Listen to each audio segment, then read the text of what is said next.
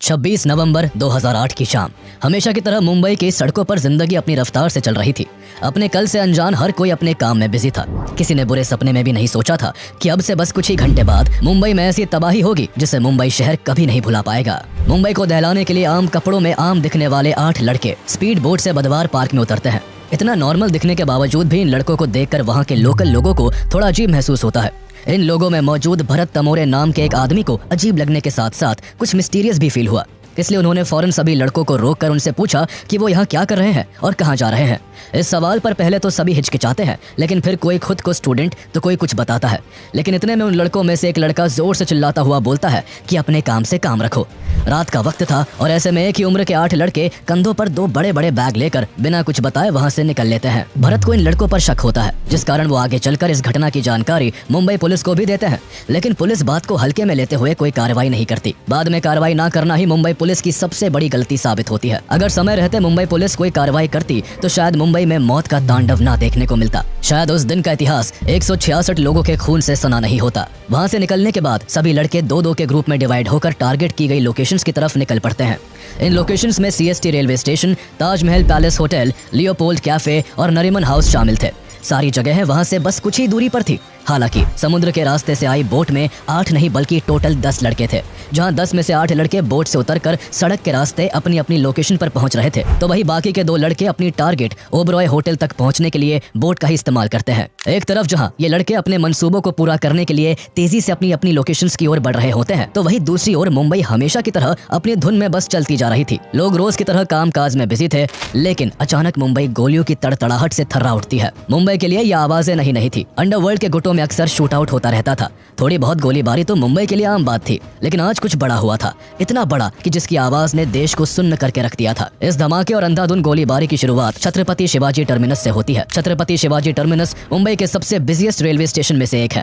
उस दिन पटना जाने वाली ट्रेन कुछ घंटों की देरी से चल रही थी। यात्रियों को यह कहाँ पता था कि यह देरी उनके लिए जानलेवा साबित होने वाली है। इस्माइल खान और अजमल कसाब नाम के 2 लड़के एक साथ स्टेशन पर पहुंचते हैं और ऐसे खौफनाक मंजर को जन्म देते हैं जिसका अंदाजा कोई नहीं लगा सकता था। यहाँ पहुंचकर जहां कसाब पागलों की तरह हंसते हुए AK-47 से ताबड़तोड़ गोलियां चलाने लगता है, तो वही इस्माइल चारों तरफ हैंड ग्रेनेड फेंकता है। किसी को अंदाजा नहीं था कि क्यों और किस कारण उन पर ऐसा हमला किया जा रहा है। चारों ओर बस गोलीबारी और चीखने चिल्लाने की आवाजें गूंज रही थी। लगातार गोलियों की आवाज और बॉम्ब धमाकों से लोग डर कर इधर उधर भागने लगते हैं। जिसको जहाँ जगह मिलती है वो वही छुप जाता है। अफरा तफरी और चीख पुकार के बीच दोनों इस तरह फायरिंग कर रहे थे जैसे मानो कोई वीडियो गेम खेल रहा हो। इन दोनों आतंकियों का सिर्फ एक ही मकसद था और वो था मुंबई के सबसे busiest railway station Chhatrapati Shivaji terminus पर अधिक से अधिक लोगों की मौत। स्टेशन पर काम करने वाले लोगों और रेलवे पुलिस को कुछ समझ नहीं आ रहा था कि इस सिचुएशन को किस तरह हैंडल किया जाए। फिर भी दोनों आतंकियों को रोकने के लिए रेलवे पुलिस हर एक कोशिश करती है, लेकिन नाकाम रहती है। दरअसल दोनों लड़के पहले से ही प्लान बनाकर आए थे और उनके पास हर तरह के हथियार मौजूद थे, लेकिन रेलवे पुलिस के पास केवल उनकी ड्यूटी रिवॉल्वर ही मौजूद थी, जिस कारण वो इनका सामना नहीं कर पाते और वही शहीद हो जाते हैं। लेकिन इसी बीच रेलवे स्टेशन के ही एक कर्मचारी विष्णु दत्ताराम अपनी जान की परवाह न करते हुए अनाउंसमेंट करके सभी पैसेंजर्स को आगाह करते हैं कि वो फौरन स्टेशन को छोड़कर अपनी जान बचाए। अनाउंसमेंट सुनते ही कई लोग अपनी जान बचाकर भागने में कामयाब रहे, लेकिन आतंकियों का हमला इतना भयानक था कि केवल 1 घंटे में 58 लोग अपनी जिंदगी गंवा देते हैं,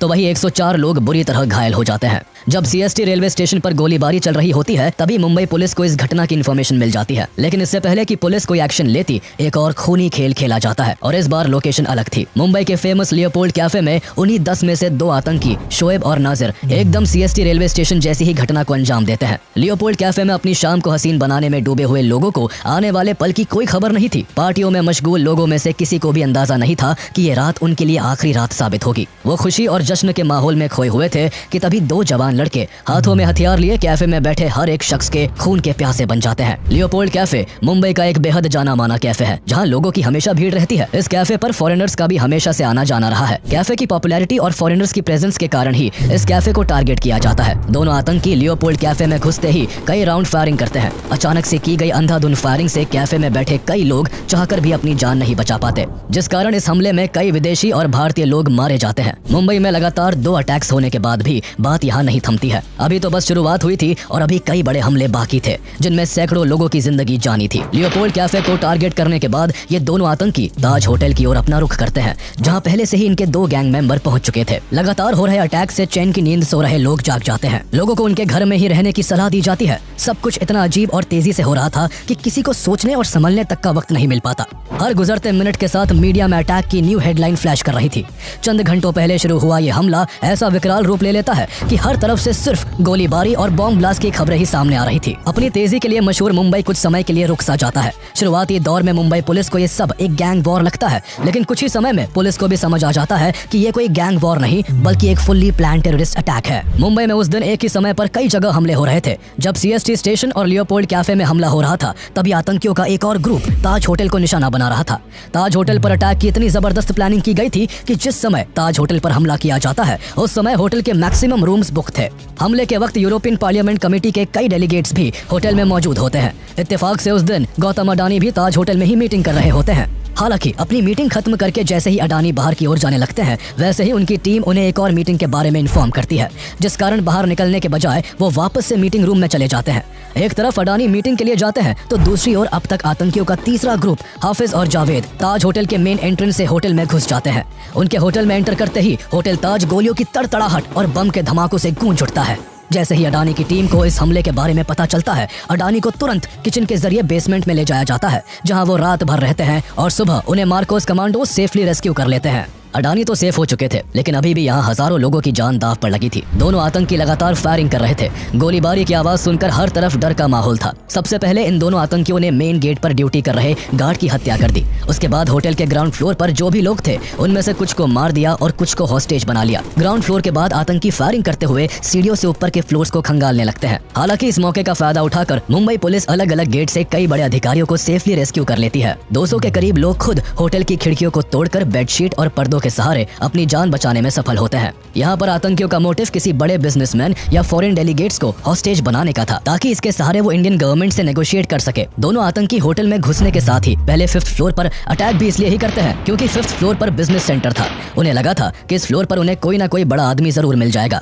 हालांकि अगर गौतम अडानी को रेस्क्यू नहीं किया जाता तो इनके मंसूबे पूरे हो भी सकते थे, लेकिन 5th फ्लोर पर किसी बिग पर्सनैलिटी के ना मिलने पर दोनों आतंकी फायरिंग करते हुए 6th फ्लोर पर चढ़ जाते हैं और वहां अपना कंट्रोल सेंटर बनाने के लिए एक कमरा तलाशने लगते हैं। उनकी नजर रूम नंबर 520 पर पड़ती है, जो अंदर से बंद था। बहुत खटखटाने के बाद भी गेट नहीं खुलता तो आतंकी हथियारों से मारकर गेट खोल देते हैं और अंदर घुस जाते हैं। दरअसल उस कमरे में कॉर्पोरेशन बैंक के फॉर्मर चेयरमैन KR रामामूर्ति मौजूद थे। होटल में गोलियों की बौछार और लोगों की चीख पुकार से उन्हें भी इस हमले के बारे में पता चल गया था, इसलिए वो अपने रूम के गेट को बंद कर वॉशरूम में छुप जाते हैं। लेकिन कमरे का गेट खुलते ही उनकी धड़कनों की रफ्तार एकदम से तेज हो जाती है और जिसका डर था वही होता है। वॉशरूम में छुपे रामामूर्ति आतंकियों की नजर में आ जाते हैं, लेकिन आतंकी उनको मारने के बजाय उन्हें वही बंधक बना लेते हैं। ताज होटल पर अटैक के बीच ही विले पार्ले और वाड़ी बंदर में चलती टैक्सी में तेज आवाज के साथ बॉम्ब ब्लास्ट होता है और आसमान धुएं से भर जाता है। टैक्सी में ट्रैवल कर रहे सभी लोग मारे जाते हैं। बॉम्ब ब्लास्ट इतना जोरदार होता है कि आसपास की कई बिल्डिंग्स में आग लग जाती है और उससे भी कई लोगों की मौत हो जाती है। टैक्सी में बॉम्ब लगाने का काम भी उन 10 लोगों में से ही कुछ टेररिस्ट का होता है। दरअसल आतंकी फेमस और क्राउडेड जगहों को टारगेट तो कर ही रहे थे, इसके अलावा उनका टारगेट वो टैक्सी भी होती है जिनसे वो एक जगह से दूसरी जगह तक जा रहे थे। आतंकी टैक्सी में ट्रैवल करते समय ड्राइवर को बातों में उलझाकर उनमें बॉम्ब लगा देते और फिर खुद टैक्सी से उतर जाते। टैक्सी ब्लास्ट के जरिए भी वो मुंबई को दहला रहे थे। ताज होटल में जब दोनों आतंकी 6th फ्लोर पर अपना कंट्रोल रूम बना रहे थे, तभी उनके 2 और साथी नाजिर और शोएब भी ताज होटल पहुंच जाते हैं। होटल पहुंचते ही ये दोनों आतंकी पागलों की तरह अंधाधुंध फायरिंग करते हुए कई लोगों को मार देते हैं और 4 लोगों को हॉस्टेज बनाकर रूम नंबर 520 में ले जाते हैं। अब इस रूम में 4 आतंकी और 5 हॉस्टेजेस होते हैं। इस वक्त कोई आतंकी लगातार किसी से फोन पर आगे के हमले को लेकर बात कर रहा होता है, तो कोई आतंकी 5 बंधकों की आईडीज को गूगल पर सर्च करके ये ढूंढने की कोशिश में लगा होता है कि काश इनमें से कोई एक बड़ा आदमी हो जिसके जरिए भारत सरकार पर दबाव बनाकर नेगोशिएशन किया जा सके। लेकिन पकड़े हुए लोगों में कोई भी बड़ा नाम नहीं मिलने पर आतंकी कमरे की चादरों और पर्दों में आग लगा देते हैं और रूम को लॉक करके खुद बाहर आ जाते हैं। आग के धुएं से हॉस्टेजेस का दम घुट रहा होता है, लेकिन किसी भी तरह वो एक दूसरे को आजाद करके बेडशीट्स के सहारे कमरे की खिड़कियों से नीचे उतरकर अपनी जान बचाने में कामयाब हो जाते हैं। ये 5 हॉस्टेजेस तो बच जाते हैं, लेकिन ताज होटल में अब तक 31 लोग अपनी जान गंवा चुके थे। एक तरफ ताज होटल में आतंक मचा हुआ था, तो वहीं दूसरी तरफ आतंकियों की चौथी टीम के नाजिर और बाबर इमरान नरीमन हाउस में घुसकर वहां मौजूद लोगों को हॉस्टेज बना लेते हैं। दरअसल नरीमन हाउस पर इन आतंकियों का अटैक करने का एक अलग मोटिव होता है। 5 फ्लोर की ये बिल्डिंग जूइश ऑर्गेनाइजेशन के द्वारा 2 2 साल पहले ही खरीदी गई थी, जिस वजह से नरीमन हाउस एक यहूदी सेंटर होता है। यहाँ कई यहूदी आकर रुकते और प्रेयर करते। इस जगह पर इजरायली प्रीस्ट राबी गैब्रियल होल्सबर्ग और उनकी पत्नी रिफ्का अपने बेटे मोशे के साथ रहते थे। जो सेंटर होने की वजह से आतंकियों का प्लान यहाँ पर किसी को मारने की बजाय उन्हें बंधक बनाने का होता है। उनका मोटिव था कि वो सभी इजरायली सिटीजन्स को हॉस्टेज बनाकर इजरायली गवर्नमेंट से नेगोशिएट करते, जिसके चलते इजराइल भारत पर अपने सिटीजन्स को बचाने के लिए दबाव बनाता। इस तरह आतंकियों का मकसद इजराइल और इंडिया के रिलेशन में फूट डालने का भी था। इसलिए दोनों आतंकी यहाँ रह रहे गैब्रियल और उनकी पत्नी रिफ्का पर इजराइल की एम्बेसी से बात करवाने के लिए प्रेशर बनाते हैं। लेकिन जब कोई बात नहीं बनती तो आतंकी फ्रस्ट्रेट होकर नरीमन हाउस को भी खून से रंग देते हैं।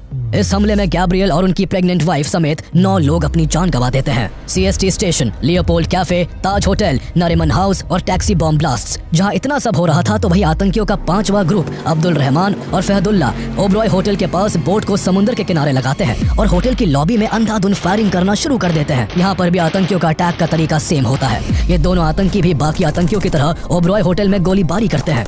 गोलियों की आवाज से कई लोग जैसे तैसे बचकर वहां से निकल जाते हैं। लेकिन इस दौरान आतंकी होटल के 2 स्टाफ मेंबर जॉर्डन और प्रदीप को बंदी बना लेते हैं। आतंकी पहले जॉर्डन को पकड़कर उसे फोर्स करते हैं कि वो फर्नीचर और पर्दों पर अल्कोहल डालकर उनमें आग लगाए। लेकिन ऐसा करते हुए जॉर्डन के हाथ कांपने लगते हैं, जिसे देखकर एक आतंकी गुस्से में आ जाता है और जॉर्डन को गोली मार देता है। जॉर्डन के मरते ही आग लगाने का काम प्रदीप को सौंपा जाता है।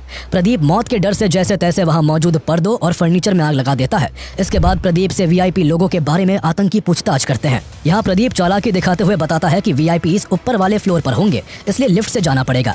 प्रदीप और दोनों आतंकी लिफ्ट की तरफ बढ़ते हैं। लिफ्ट के खुलते ही प्रदीप आतंकियों को चकमा देकर अकेला लिफ्ट में घुस जाता है और नीचे जाने का बटन दबाकर लिफ्ट को बंद कर देता है। ये सब इतना अचानक से हुआ था कि आतंकियों को कुछ समझ नहीं आया, लेकिन इस चकमे से आतंकी बहुत गुस्से में आ जाते हैं और पहले लिफ्ट और फिर चारों तरफ पागलों की तरह फायरिंग करने लगते हैं। इस हमले में 30 से ज्यादा लोग अपनी जान गंवा देते हैं। एक ही दिन एक ही वक्त पर अलग अलग जगह से अटैक्स की खबर सुनकर महाराष्ट्र पुलिस क्लूलेस हो जाती है। कुछ देर के लिए उन्हें समझ ही नहीं आता कि उन्हें क्या करना चाहिए। हालांकि गोलीबारी की सूचना पाते ही मुंबई ATS के हेड हेमंत करकरे जल्द ही अपनी टीम तैयार कर आतंकियों का पीछा करते हैं। वो पहले CST रेलवे स्टेशन पहुंचते हैं, पर वहां तब तक खून का खेल खेला जा चुका था।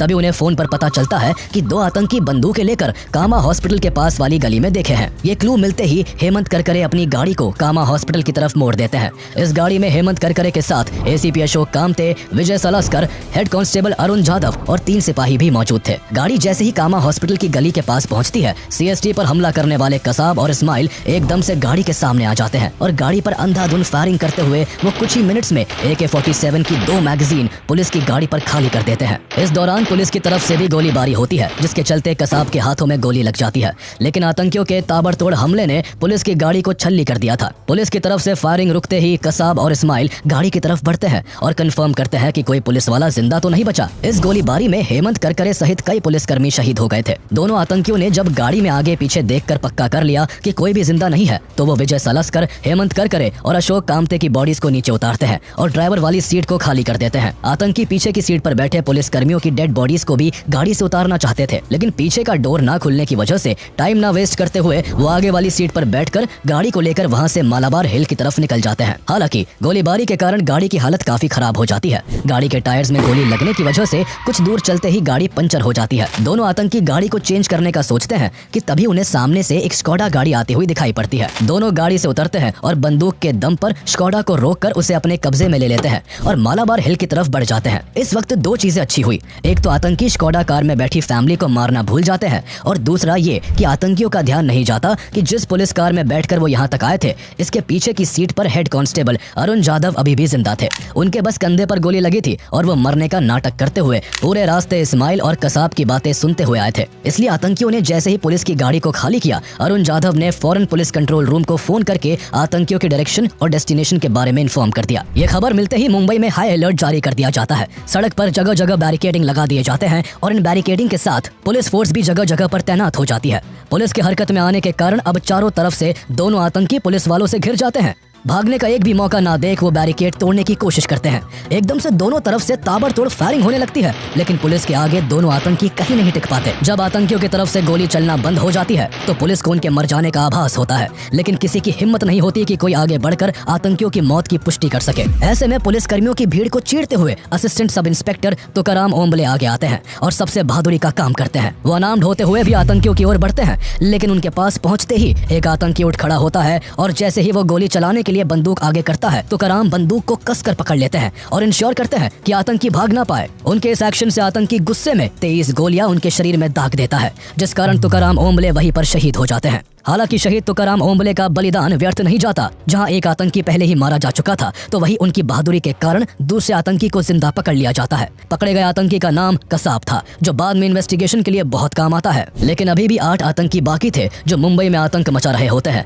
इनके अगले एक्शंस के बारे में जानने से पहले ये जानते हैं कि आखिर ये अटैक्स हुए ही क्यों, ये अटैक्स किसने करवाए और कौन इन सभी हमलों का मास्टरमाइंड था। दरअसल 6 दिसंबर 1992 को बाबरी मस्जिद डेमोलिशन के बाद भारत दंगों की आग में जल रहा था। ऐसे में कई इस्लामिक टेररिस्ट ग्रुप भारत पर अटैक करने की फिराक में थे। इन अटैक्स का पहला एग्जाम्पल 12 मार्च 1993 को देखने को मिलता है, जब मुंबई में एक के बाद एक पूरे 12 बॉम्ब ब्लास्ट होते हैं, जिनमें 257 लोगों की जान चली जाती है और 1000 से ज्यादा लोग घायल हो जाते हैं। इन अटैक्स की छानबीन के समय पता चलता है कि धमाकों में यूज किया गया RDX मुंबई में समुद्री रास्तों से लाया गया था। इस कारण समुद्र की सिक्योरिटी टाइट कर दी जाती है और कोस्ट गार्ड के द्वारा मुंबई के कोस्टल एरियाज की लगातार हेलीकॉप्टर और शिप्स के जरिए पेट्रोलिंग की जाती है। लेकिन अचानक से 2006 में इस पेट्रोलिंग को नेवी की तरफ से रोक दिया जाता है। नेवी के इस फैसले के कारण भारत के खिलाफ साजिश कर रहे टेररिस्ट ग्रुप्स को भारत पर अटैक करने का एक अच्छा मौका मिल जाता है। भारत को इस बात की भनक भी नहीं थी कि पाकिस्तान में बैठा लश्कर-ए-तैयबा का लीडर हाफिज सईद भारत पर एक ऐसा अटैक प्लान कर रहा है जो पूरी दुनिया का ध्यान खींच ले। इससे पहले भी कई बार हाफिज सईद भारत में कई अटैक्स करवा चुका था, लेकिन इस बार बड़े धमाके के लिए उसे कुछ ऐसे लोगों की तलाश थी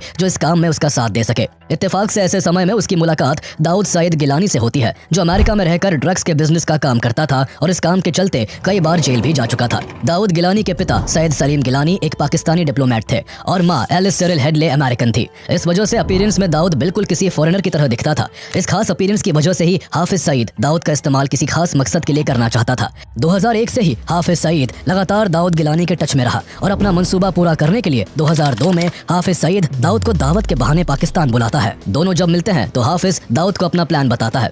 हालांकि अभी वो क्लियरली अपना पूरा प्लान दाऊद के सामने अनफोल्ड नहीं करता, पर वो इतना बता देता है कि उसे ये लड़ाई कश्मीर के लिए लड़नी है। दाऊद हाफिज सईद से काफी इन्फ्लुएंस होता है और प्लान के लिए राजी हो जाता है। दाऊद को ट्रेनिंग के लिए कई बार पाकिस्तान बुलाया जाता है और मल्टीपल मीटिंग्स के बाद उसे लश्कर-ए-तैयबा के फॉरेन रिक्रूटमेंट विंग में ट्रांसफर कर दिया जाता है। पूरी ट्रेनिंग के बाद लश्कर-ए-तैयबा दाऊद को रिवील करता है कि अभी उसकी जरूरत कश्मीर के लिए नहीं बल्कि मुंबई के लिए है। लेकिन इसकी तैयारी के लिए सईद दाऊद को पहले यूएस लौटकर अपनी आइडेंटिटी को बदलने के लिए कहता है। दाऊद यूएस लौटकर अपनी मदर की आइडेंटिटी को यूज कर दाऊद सईद गिलानी से डेविड कोलमैन हेडली बन जाता है। ये सब करने में पाकिस्तान की ISI दाऊद की हेल्प करती है। अटैक करने से पहले भारत आकर मुंबई की उन सभी लोकेशंस की डिटेल में जानकारी लेना जरूरी था, जिसके लिए डेविड हेडली को मुंबई कई बार आना पड़ता। इसलिए डेविड हेडली बन चुका दाऊद गिलानी अपने स्कूल फ्रेंड तहव्वुर हुसैन राना से कोऑर्डिनेट करता है। दरअसल तहव्वुर राना पहले पाकिस्तान आर्मी में डॉक्टर था, लेकिन बाद में एक कैनेडियन लेडी से शादी करके 1997 में कनाडा चला जाता है और वहां काफी लंबे समय से अपनी वीजा कंसल्टेंसी कंपनी चला रहा होता है। दाऊद गिलानी तहव्वुर के साथ एक प्लान बनाता है और उसकी वीजा कंसल्टेंसी कंपनी की एक ब्रांच मुंबई में ओपन कर देता है, ताकि उसे बार बार मुंबई आने जाने में कोई परेशानी ना हो। प्लान के मुताबिक दाऊद इस पूरे काम को अंजाम देता है और उसके फॉरेनर लुक और US पासपोर्ट होने की वजह से मुंबई में कोई उस पर शक भी नहीं करता। इस तरह वो कई बार मुंबई आता है और समुद्र के रास्ते किन किन फेमस जगहों पर आकर अटैक किया जा सकता था, ऐसी हर एक जगह की जानकारी लश्कर-ए-तैयबा को देता है। दूसरी तरफ पाकिस्तान में बैठा हाफिज सईद मिल रही हर इन्फॉर्मेशन की मदद से मुंबई पर अटैक करने की प्लानिंग करता रहता है। अटैक की प्लानिंग हो जाने के बाद उसे एग्जीक्यूट करने के लिए कुछ लड़कों की जरूरत थी जो मुंबई जाकर इस प्लान को सफल बनाते। इसलिए देर न करते हुए हाफिज सईद लड़कों के सिलेक्शन और ट्रेनिंग का काम ज़कीउर रहमान लखवी को सौंपता है। लखवी इस काम में अपने साथ जरार शाह, अबू काफा और अबू हमजा को भी शामिल करता है। ये लोग ऐसे नौजवान लड़कों की तलाश करते हैं जो घर से भागे हुए हो या जिनकी शादी ना हुई हो, ताकि उन लोगों के आगे पीछे कोई ना हो और आसानी से मजहब और जिहाद की आड़ में इनका ब्रेन वॉश किया जा सके। काफी खोजबीन के बाद 32 लड़कों को सिलेक्ट किया जाता है। शुरुआत में सिलेक्ट किए गए सभी लड़कों को बताया जाता है कि उन्हें कश्मीर को आजाद कराने के लिए चुना गया है। मजहब के नाम पर उनको भटकाया जाता है। उन्हें कहा जाता है कि अल्लाह ने उन्हें इस पाक काम के लिए खुद चुना है। कट्टरता से प्रभावित सभी लड़के प्लान को अंजाम देने के लिए ट्रेनिंग में जी जान लगा देते हैं। ट्रेनिंग 3 राउंड्स में डिवाइडेड होती है। पहले राउंड की ट्रेनिंग दौरा-ए अम्मा, दूसरी राउंड की ट्रेनिंग दौरा-ए सुफा और थर्ड राउंड की ट्रेनिंग दौरा-ए खासा के नाम से होती है। पूरी ट्रेनिंग के दौरान इनके सामने भारत के मुस्लिम्स की कंडीशन को बहुत बुरी तरह से पेश किया जाता है। इनके दिमाग में भारत को लेकर इतना जहर घोला जाता है कि ये चाहकर भी कुछ और सोच ही नहीं पाते और हर हाल में अपने मकसद को अंजाम देने के लिए तैयार हो जाते हैं। ट्रेनिंग के दौरान सभी लड़कों को कई घंटों तक हथियार चलाना सिखाया जाता है। हैंड ग्रेनेड फेंकने और रॉकेट लॉन्चर दागने की भी ट्रेनिंग दी जाती है। 2 राउंड की ट्रेनिंग तो सभी लड़के जैसे तैसे कर लेते हैं, जिसमें खाने और नमाज पढ़ने के अलावा किसी और काम की छूट नहीं होती। लेकिन दौरा-ए-खासा की ट्रेनिंग के दौरान सभी लड़कों को 60 घंटों तक भूखा रहकर पहाड़ों पर चढ़ने की ट्रेनिंग दी जाती है। ये ट्रेनिंग इस कदर सख्त होती है कि कई लड़के इसे बीच में ही छोड़कर भाग जाते हैं। तीसरे फेज की ट्रेनिंग के बाद केवल 15 लड़के बचते हैं, जिन्हें फिर दौरा-ए-रिबात नाम की इंटेलिजेंस ट्रेनिंग भी दी जाती है। इस तरह अगस्त 2008 आते आते पूरी ट्रेनिंग खत्म होती है। इसके बाद मुंबई पर अटैक करने के लिए 10 लड़कों को चुन लिया जाता है। सिलेक्शन के बाद इन्हें 2-2 के 5 ग्रुप्स में बांट दिया जाता है। सभी को भारत में इस्तेमाल करने के लिए एम्यूनेशन, सैटेलाइट फोन, मैप और कुछ पैसे भी दिए जाते हैं। 27 सितंबर 2008 को मुंबई पर अटैक करने की प्लानिंग फिक्स होती है, जिसके लिए ट्रेन किए गए सभी लड़कों को कराची बुलाया जाता है। लेकिन लास्ट मोमेंट पर इसे रोक दिया जाता है। उसी महीने दिल्ली में लगातार 5 बॉम्ब ब्लास्ट हुए थे, जिस वजह से दिल्ली और मुंबई जैसी जगहों पर रेड अलर्ट था और जगह जगह छापेमारी हो रही थी। इन सभी खबरों को देखते हुए लश्कर की लीडरशिप इस हमले को कुछ दिन के लिए डिले कर देती है। इसके बाद अक्टूबर में एक बार फिर सभी 10 लड़कों को बुलाया जाता है और फिर से ट्रेनिंग के कुछ रिमेनिंग पार्ट्स को पूरा किया जाता है। इस बार सभी लड़कों को स्विमिंग करने और बोट चलाने की ट्रेनिंग दी जाती है। सभी को वीडियो के जरिए टारगेट करने वाली जगहों को बड़ी स्क्रीन पर दिखाया जाता है। इसमें टारगेट तक पहुंचने के लिए कौन सी रोड का इस्तेमाल करना है और कैसे इन जगहों पर अटैक करना है, A to Z सब बताया जाता है। अटैक मुंबई में किया जाना था, इसलिए सभी लड़कों को मराठी की भी ट्रेनिंग दी जाती है। उन्हें ऐसे कपड़े पहनने को दिए जाते हैं जो उस समय मुंबई के यूथ के बीच ट्रेंड में थे। सभी के हाथों में कलावा भी बांधा जाता है ताकि ये दिखने में हिंदू लगे। इसके बाद फाइनली अटैक करने के लिए सभी लड़कों को 22 नवंबर की सुबह एक छोटे से जहाज में बैठाकर रवाना कर दिया जाता है। कई घंटों तक समुद्र में चलने के बाद सभी को दूसरी बोट अल हुसैनी में शिफ्ट कर दिया जाता है। अल हुसैनी में पहले से ही सभी के लिए 2-2 बैग रखे थे, जिनमें अटैक करने के लिए हर तरह के हथियार मौजूद थे। अगली सुबह उन्हें एक कुबेर नाम का इंडियन शिप दिखाई देता है, जिसको अमर सिंह सोलंकी चला रहे थे। उस शिप में उनके साथ 3 और लोग मौजूद थे। यहाँ पर आतंकी अपना जहाज खराब होने का बहाना बनाकर कुबेर में बैठे लोगों से मदद की गुहार लगाते हैं। लेकिन जैसे ही जहाज पास आता है, वैसे ही सभी लड़के कुबेर पर मौजूद तीनों लोगों को मारकर कैप्टन अमर सिंह को मुंबई की तरफ जहाज को चलाने के लिए फोर्स करते हैं। जैसे ही जहाज मुंबई के नजदीक आता है, आतंकी अमर सिंह को भी मार देते हैं और शिप को लेकर 26 नवंबर की शाम तक मुंबई के किनारे तक पहुंच जाते हैं। इसके बाद ये 10 आतंकी मुंबई में किस तरह आतंक मचाते हैं ये तो हम जान ही चुके हैं। लेकिन इन टेररिस्ट अटैक को रोकने और हॉस्टेजेस को रेस्क्यू करने के लिए भारत सरकार क्या एक्शन लेती है, ये जानने से पहले ये बताते चले कि 26/11 के अटैक से कुछ दिन पहले ही यूएस ने लश्कर-ए-तैयबा के अल हुसैनी शिप के कोऑर्डिनेट्स भारत सरकार को प्रोवाइड किए थे। इसके बावजूद इंडियन अथॉरिटीज ने न तो कोऑर्डिनेट्स की हेल्प से अल हुसैनी शिप को ट्रैक किया और न ही कोई एक्शन लिया।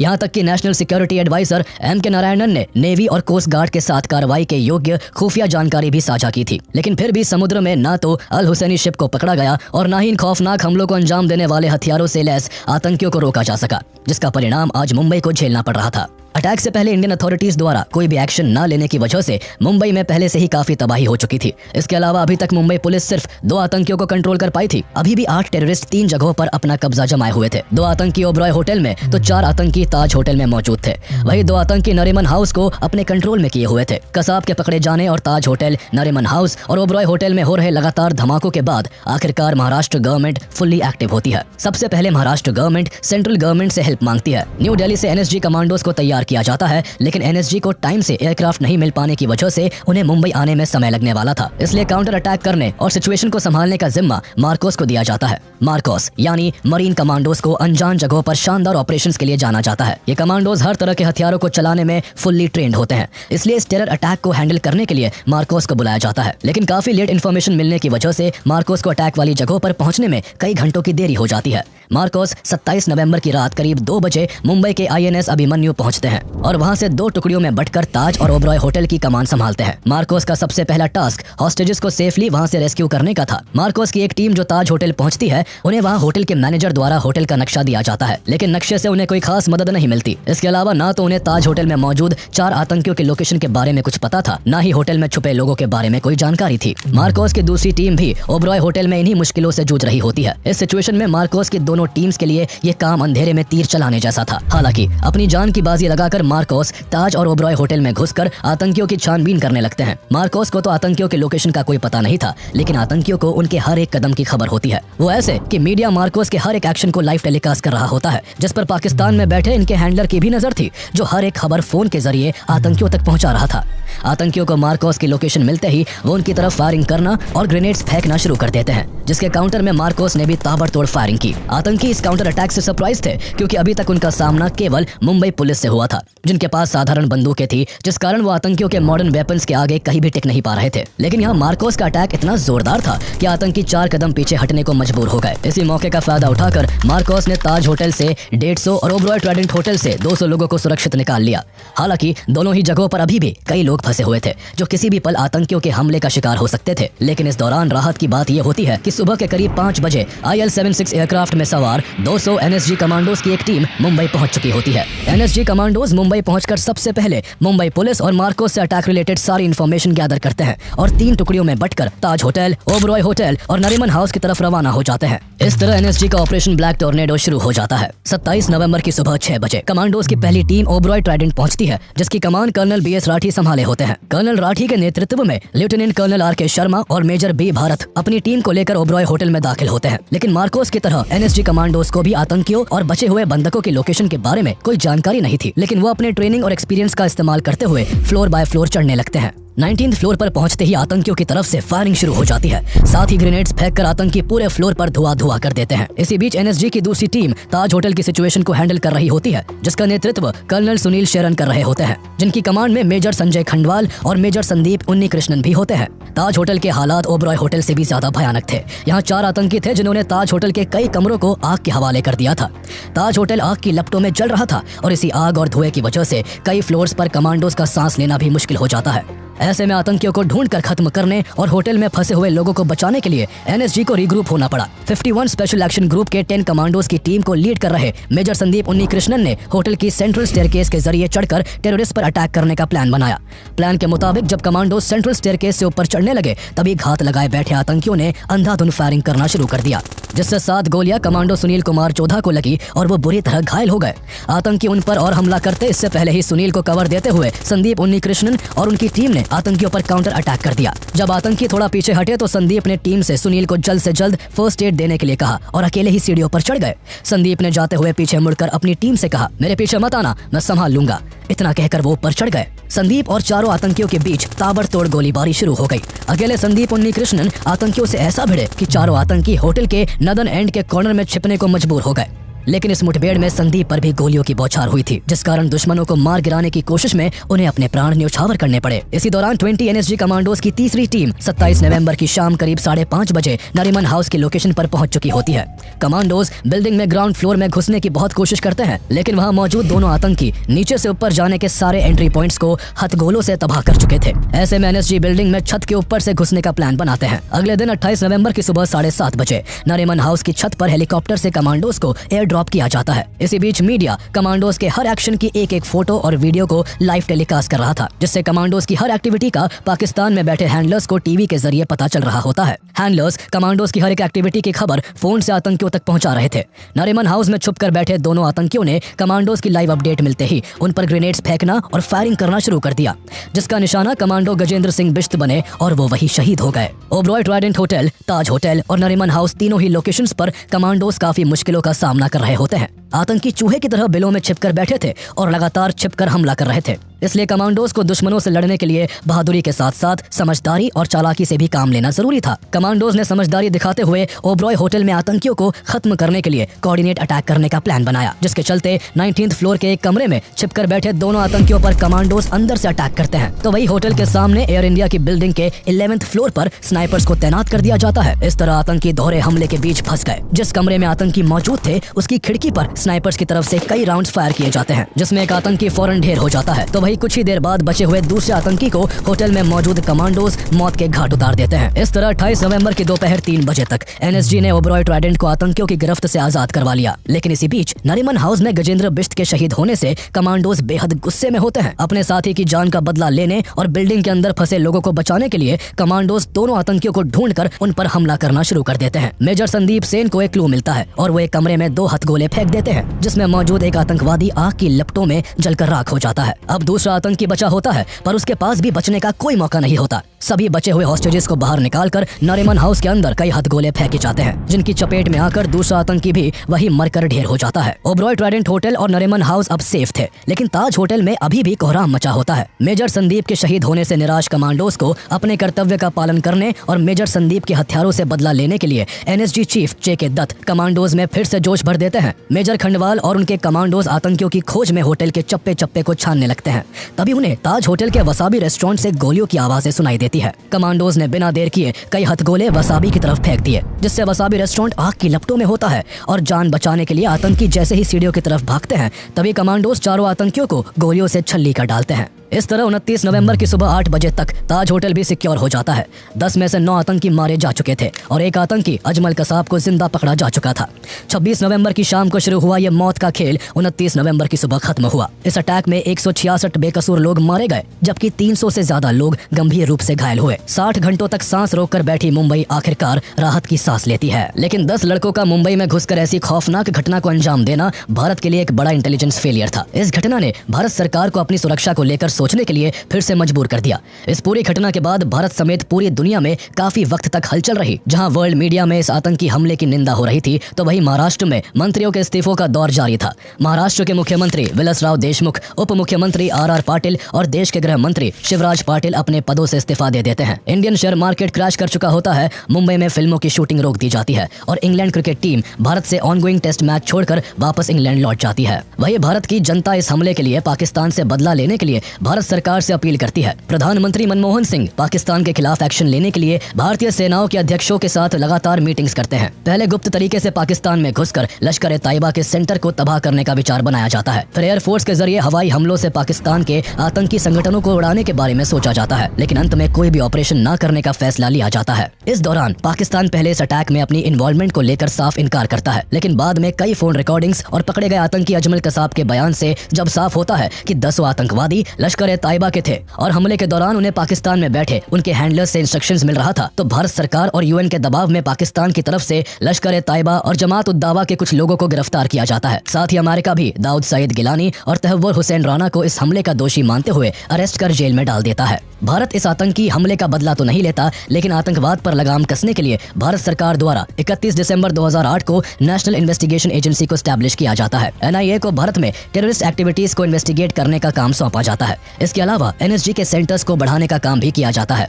मुंबई, चेन्नई और कोलकाता के साथ साथ कई जगहों पर एनएसजी के सेंटर्स खोले जाते हैं, जिससे कमांडोज बिना किसी देरी के हमले वाली लोकेशन पर पहुंचकर सिचुएशन को संभाल सके। इसके अलावा आतंकवादी अजमल कसाब पर कई सालों तक ट्रायल चलता है, जिसके चलते पाकिस्तान के लश्कर ए तैयबा और इस अटैक्स को लेकर कई राजों का खुलासा होता है। ट्रायल के दौरान सैकड़ों बेकसूरों की जान लेने वाला आतंकी कसाब अपनी जान की भीख मांगता रहा, लेकिन इस अटैक के survivor head constable Arun Jadhav की गवाही की बदौलत 2010 में कसाब को फांसी की सजा देने का फैसला होता है और फाइनली 21 नवंबर 2012 को पुणे की जेल में कसाब को फांसी दे दी जाती है। उसकी मौत के साथ ही इस हमले के